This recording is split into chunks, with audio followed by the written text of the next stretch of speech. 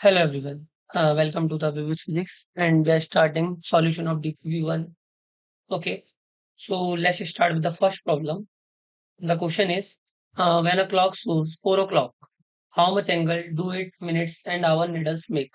ठीक है, तो देखो मैंने मैं एक्सप्लेन करता हूँ कि जो क्लॉक होती है ये ओवरऑल आपको 360 डिग्री एंगल बनाती है। कितना?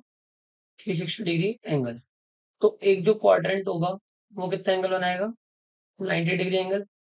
ओके, तो हमसे अभी क्या बोला है? 4 ओ क्लॉक हो रहे हैं। तो अगर मैं सिर्फ एक पार्टीशन की बात करूं तो ये वन थर्ड हो जाएगा 90 डिग्री का, तो ये 30 डिग्री एंगल बनाएगा। राइट। अब हम अगले पेज पे अगली स्लाइड पे देखते हैं कि एक्चुअल में जो प्रॉब्लम बोल रहा है वो कुछ इस तरीके से 4 ओ क्लॉक। तो मिनट हैंड ये होगा और आवर हैंड ये होगा। ठीक है, तो सिर्फ इतने पोर्शन की अगर मैं बात करूं, इतने पोर्शन की, तो ये 90 डिग्री हो गया और ये 30 डिग्री हो गया। राइट। तो टोटल एंगल कितना हुआ? 120 डिग्री। ओके, और 120 डिग्री को मैं क्या क्या लिख सकता हूँ? 120 को मैं pi by two plus pi by six करके भी ले सकता हूँ, जो कि क्या होगा? 3 pi plus pi divided by six, 2 pi by three हो जाएगा रेडियन में।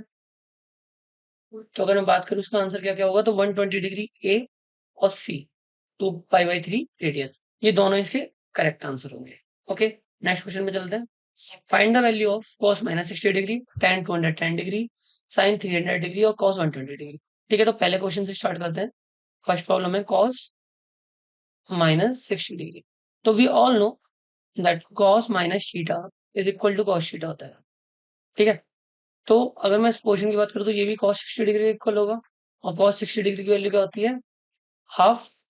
तो इसका आंसर हो जाएगा हाफ। ओके, सेकंड प्रॉब्लम देखते हैं। tan 210 डिग्री, तो मैं इसको क्या लिख सकता हूँ? tan 180 degree plus 30 degree. And we all know कि ये फर्स्ट क्वाड्रेंट है, ये सेकंड है, ये थर्ड है, ये फोर्थ है। तो ये थर्ड क्वाड्रेंट हो जाएगा 180 प्लस 30 डिग्री, इधर आएगा। ये 180 डिग्री का है, तो थर्ड क्वाड्रेंट में टेन पॉजिटिव होता है। ठीक है, और 180 है जो कि नो चेंज लाइन है, तो नो चेंज लाइन है तो टेन का टेन ही रहेगा, तो टेन 30 डिग्री के इक्वल होगा, जिसका आंसर होगा 1/√3। तो इसका आंसर ये हो जाएगा। तो फर्स्ट हो गया, सेकंड हो गया, थर्ड देखते हैं। Sine of 300 degree. देखो, साइन 300 डिग्री को मैं कैसे लिख सकता हूँ? साइन 270 डिग्री प्लस 30 डिग्री और साइन 360 डिग्री माइनस 60 डिग्री। ठीक है, तो अगर मैं दोनों ही कंडीशन देख लूं तो ये फोर्थ क्वाड्रेंट में है। कौन से क्वाड्रेंट में आएगा? फोर्थ क्वाड्रेंट में आएगा। तो फोर्थ क्वाड्रेंट में साइन क्या होता है? नेगेटिव होता है। तो अगर मैं यहाँ से लिखूंगा माइनस आएगा, और साइन ये वाली लाइन है चेंज लाइन है, 270 वाली चेंज लाइन है, तो ये माइनस का कॉस ऑफ 30 डिग्री हो जाएगा। और अगर मैं इसको देखूं तो ये नो चेंज लाइन है, तो ये साइन ऑफ 60 डिग्री हो जाएगा माइनस साइन के साथ। ठीक है, तो माइनस कॉस 30 डिग्री या माइनस साइन 60 डिग्री, तो माइनस का √3/2 और इससे माइनस का √3/2 ही आएगा। तो आंसर हो गया इसका माइनस का √3/2। फोर्थ क्वेश्चन है कॉस ऑफ 120 डिग्री। तो कॉस ऑफ 120 डिग्री को कैसे देखेंगे? कॉस ऑफ 120 डिग्री को मैं लिख सकता हूँ cos of 90 degree plus 30 degree और cos of 180 degree minus 60 degree. तो अगर मैं दोनों ही बात कर लूँ तो फर्स्ट सेकंड 180 माइनस यहाँ पे, सॉरी 180 माइनस यहाँ पे आना चाहिए सेकंड में, और 90 प्लस भी सेकंड में ही आना चाहिए। और सेकंड क्वार्टर में कॉस क्या होता है? नेगेटिव होता है। तो आंसर आएगा माइनस का, ये हो जाएगा साइन 30 क्योंकि चेंज लाइन है, और माइनस का कॉस ऑफ 60 डिग्री, तो माइनस का हाफ आ जाएगा और यहाँ से माइनस का हाफ आ जाएगा। तो इसका आंसर होगा माइनस का हाफ। ठीक है, क्वेश्चन सेकंड खत्म। अब बात करते हैं question number third. As theta increasing from 0 to 90 degree, what is the value of cos theta? Increase होगा, डिक्रीज होगा, कांस्टेंट रहेगा, पहले इंक्रीज होगा फिर डिक्रीज होगा। तो देखो, जब भी मैं 0 से 90 डिग्री की बात कर रहा हूँ तो आई नो दैट कि कॉस ऑफ, ठीक है, एक टेबल बना लेते हैं, थीटा और कॉस ऑफ थीटा। तो अगर मैं बात करूँ 0 डिग्री पे क्या वैल्यू होती है? 1। ठीक है, 30 डिग्री पे क्या वैल्यू होती है? √3/2। 45 डिग्री पे क्या वैल्यू होती है? 1/√2। ठीक है, 60 डिग्री पे क्या वैल्यू होती है? हाफ। और 90 डिग्री पे क्या वैल्यू होती है? 0। तो ये डिक्रीजिंग हो रहा है, डिक्रीजिंग ऑर्डर में, तो इसका आंसर होगा डिक्रीज। ठीक है, एक और तरीके से देख सकते हैं कि इसका हमें ग्राफ पता है। इसका ग्राफ ऐसा होता है इस तरीके से। ठीक है, तो 0 पे तो ये 1 वैल्यू देता है 0 डिग्री पे, और 90 डिग्री पे ये 0 हो जाता है। तो ये डिक्रीजिंग फंक्शन है। क्या है? डिक्रीजिंग फंक्शन है। ठीक है, इस तरीके से लगता है। Now question number 4, the greatest value of function -5 sin theta plus 12 cos theta. ठीक है, we all know if a sin theta plus b cos theta की फॉर्म में कोई फंक्शन है, मान लो ये y है, तो y की अगर मेरे को रेंज निकाले तो अंडर रूट में a square plus B square minus से 2 पॉजिटिव का a square plus B square होगा। ठीक है, अब a की वैल्यू यहाँ पे क्या है -5 और b की वैल्यू क्या है 12। तो under root of A square plus B square की वैल्यू क्या होगी 13 होगी, क्योंकि अंडर रूट में 5 का स्क्वायर 25 प्लस 144 होगा जो कि 169 देता है। तो आंसर आ गया 13। ठीक है, तो इसकी रेंज क्या होगी, y की रेंज होगी माइनस का 13 से प्लस का 13, और मेरे को इसकी वैल्यू पूछी है कि ग्रेटेस्ट वैल्यू क्या होगी, तो ग्रेटेस्ट वैल्यू क्या होगी प्लस का 13, तो option C is correct. Now question number 5, we all know यहाँ पे गिवन है कि tan theta is equal to 1/√5 है। ओके, अब we have to find out the value of cos theta. तो एक चीज देखो कि इसने पहले बोल दिया कि थीटा फर्स्ट क्वाड्रेंट में, तो cos थीटा की जो भी वैल्यू होगी वो पॉजिटिव होगी, तो नेगेटिव वाला वैसे ही कैंसिल हो गया। तो हमें पास ऑप्शन बचा ए और सी। ठीक है, अब देखते हैं, we all know that sin theta upon cos theta is equal to होता है 1/√5। ठीक है, अब we can write this sin theta equal to under root of 1 minus cos square theta. ठीक है, तो 1 minus cos square theta upon cos theta, और ये अंडर रूट में है, इक्वल टू क्या होगा 1/√5। अब मैं क्या कर रहा हूँ, स्क्वायर कर रहा हूँ दोनों साइड। तो अगर मैं स्क्वायर कर दूंगा तो क्या होगा, ये 1 माइनस cos स्क्वायर थीटा बचेगा, और ये क्या बचेगा cos स्क्वायर थीटा, और ये 1/5 हो जाएगा। तो आंसर आएगा 5 minus 5 cos square theta equal to cos square theta. ठीक है, अगर मैं क्रॉस मल्टीप्लाई कर दूंगा तो ठीक है, तो अब इसको मैं सॉल्व करूंगा तो ये होगा 6 cos square theta equal to 5। तो यहाँ से cos थीटा की वैल्यू आ जाएगी प्लस माइनस अंडर रूट में 5/6। बट हमें पहले ही बोल दिया कि cos की जो वैल्यू होगी वो पॉजिटिव होगी, क्योंकि ये फर्स्ट क्वाड्रेंट में थीटा को ले रहा है। तो आंसर होगा ऑप्शन नंबर ए। ठीक है, ये मेरा करेक्ट आंसर है। आगे चलते हैं, क्वेश्चन नंबर 5 हो गया। क्वेश्चन 6 पे देखते हैं। There are 2 points for a point 2, 14. Find abscissa and ordinate. Also find distance from y and x axis. ठीक है, तो मैं तो ये देखो, ये मेरा x y एक्सिस है। ठीक है, और जो पॉइंट है वो 2, 14 है। तो 2, 14 कुछ कुछ यहाँ होगा 2, 14। ठीक है, तो ये वाला पॉइंट 14 होगा और ये वाला पॉइंट 2 होगा। तो पहला तो हो गया कि ये होगा तेरा एब्सिसा, एंड ये होगा ऑर्डिनेट। पहला आंसर तो ये हो गया। अब दूसरी चीज आती है कि distance from the Y axis and X axis. तो वाई एक्सिस ये है, इससे डिस्टेंस कितनी होगी ओनली 2 यूनिट। ठीक है, और एक्स एक्सिस से डिस्टेंस कितनी होगी 14 यूनिट। तो इसका आंसर 2 है, 2 यूनिट, और इसका आंसर 14 यूनिट है। Okay, now question number 7, we have to find out the distance distance between point 8, -4 and 0, a is equal to 10, then all the values are in the same unit of length. ठीक है, find the positive value of, we all know if we have to find out the value of distance between two coordinate axes, that a equal to क्या है 8, -4, and b equal to क्या है 0, a, and a b equal to क्या है 10। so we all know that अगर x y length निकालनी है तो अंडर रूट में होगा y2 माइनस y1 का whole square plus x2 minus x1 का होल स्क्वायर। ओके, सो ये हो गया y2, ये हो गया x2, ये हो गया y1, ये हो गया x1। तो ये हो गया अंडर रूट में a माइनस माइनस का 4 का होल स्क्वायर प्लस 0 माइनस 8 का whole square, that is equal to 10। Okay, तो अगर मैं स्क्वायर कर दूं दोनों साइड तो ये 100 हो जाएगा, यहाँ से अंडर रूट खत्म हो जाएगा। तो ये a+4 का होल स्क्वायर प्लस -8 का स्क्वायर क्या होगा 64 विल बी इक्वल टू 10। तो a+4 का whole square will be equal to क्या होगा 36।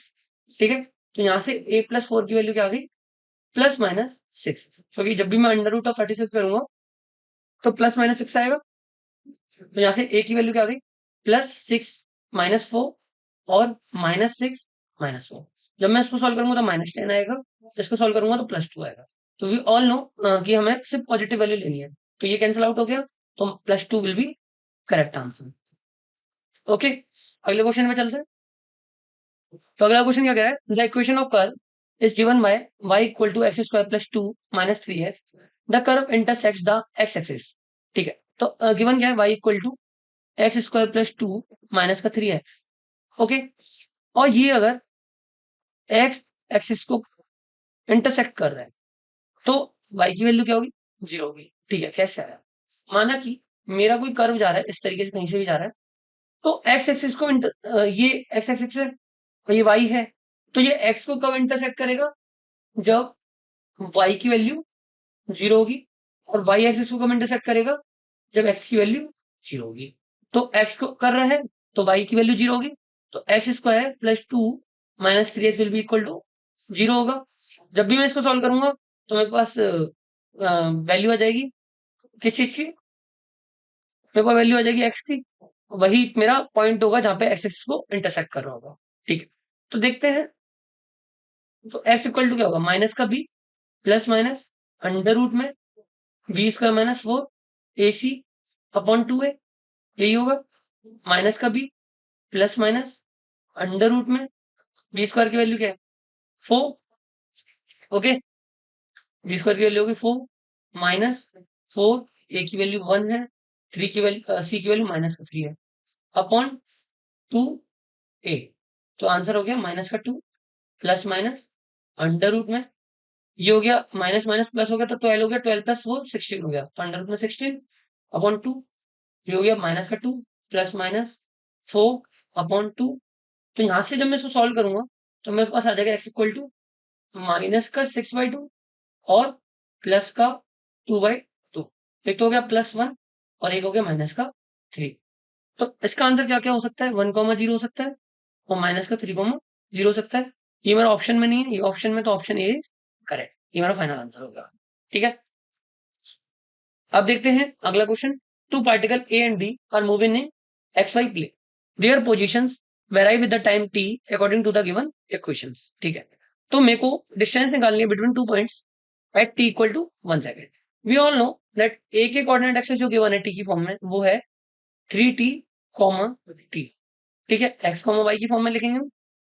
ठीक है, x1, y1, और b की जो गिवन है वो है 6, 2 + 3t²। ये x2, y2 की फॉर्म में लिख दिया मैंने। अब मेरे को t इक्वल टू 1 सेकेंड पे ए बी की वैल्यू निकालनी है, तो मैं क्या करूंगा, t equal to 1 second value put करूंगा और सारे कोऑर्डिनेट एक्सिस निकालूंगा, तो a की वैल्यू क्या आएगी, मेरा 1 पुट करूंगा तो 3, 1 आ जाएगा, और b की वैल्यू क्या आएगी, 6, 5 आ जाएगा। अब मेरे को ए बी की वैल्यू निकालनी है, तो what will I do, under root में y2 - y1 का whole square plus x2 - x1 का होल स्क्वायर।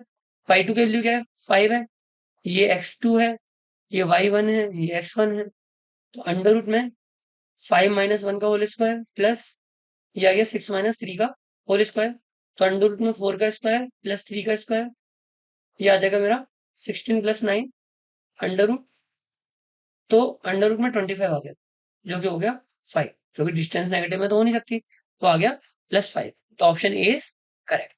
ओके, अगले पे चलते हैं। Find the sum of given arithmetic progression 4 + 8 + 12 + 16। तो यहां से देखो कि मेरे पास एपी क्या दे रखी है, 4 + 8 + 12 + 64। तो यहां से फर्स्ट टर्म आ गई a इक्वल टू 4 और कॉमन डिफरेंस कितना आ गया 4। ठीक है, दो चीज तो पता चल गई, लेकिन मेरे नंबर ऑफ टर्म्स नहीं है। तो एक तो ऑप्शन ये है कि मैं नंबर ऑफ टर्म निकालूं, कैसे निकालूंगा कि मेरे को पता है ए एन इक्वल टू क्या होता है, a + n - 1 इंटू डी। तो ए एन क्या है, मेरा लास्ट टर्म हो गया, जो कि हो गया 64। 64 विल बी इक्वल टू, ए की वैल्यू 4 है, n - 1 n - 1 ही रहेगा, डी की वैल्यू 4 है, तो यहाँ से आ गया n - 1 into 4 will be equal to क्या होगा, 64 - 4 जो कि 60 होगा। तो n - 1 की वैल्यू क्या आ गई मेरे पास, 60/4 जो कि 15 होगा। तो यहाँ से मेरे पास n की वैल्यू आ गई 16। ठीक है, एक तरीका तो ये है। अब यहाँ से मैं क्या कर सकता हूँ, सम ऑफ n की वैल्यू निकाल सकता हूँ, n/2 2a plus n minus one into D. यहाँ पे सारी a की वैल्यू मेरे को 4 है, d की वैल्यू 4 है और n की वैल्यू 16 है। इन तीनों वैल्यू को पुट करके मैं SN की वैल्यू निकाल सकता हूँ। ठीक है, एक तरीका तो ये हो गया। सेकंड तरीका ये होगा कि मेरे को एक फॉर्मूला पता है, एपी अगर मेरे को गिवन है 4 प्लस 8 प्लस 12 प्लस 64, तो SN का फॉर्मूला क्या होता है, n/2 2a plus n minus one into D, या फिर SN इक्वल टू होता है और n/2 a plus L, first term into plus last term, तो n/2। तो यहाँ तो n तो मेरे को अभी भी नहीं पता। ठीक है, तो एक तरीका तो है कि n की वैल्यू मैं यहाँ से निकाल के लिख दी, जैसे लास्ट में निकाली 16। तो अगर मैं यहाँ पे 16/2 करूंगा और a प्लस एन करूंगा तो 4 प्लस 64 करूंगा, तो मेरा आंसर क्या आएगा, 8 इंटू 68। तो इसका आंसर हो गया 8 8 जा 40, 8 8 जा 64, 4 कैरी 6, 8 8 5 जा 40, 8 6 जा 48, तो ये हो गया तेरा 54। तो 554 will be the correct answer. 544 will be the correct answer, तो option C is correct. Okay, so ये डीपीपी फर्स्ट का कंप्लीट सॉल्यूशन हो गया। ठीक है, और इसकी लिंक वगैरह आप जो है डिस्क्रिप्शन में देख लेना। For more query please join the Telegram channel. Thank you so much.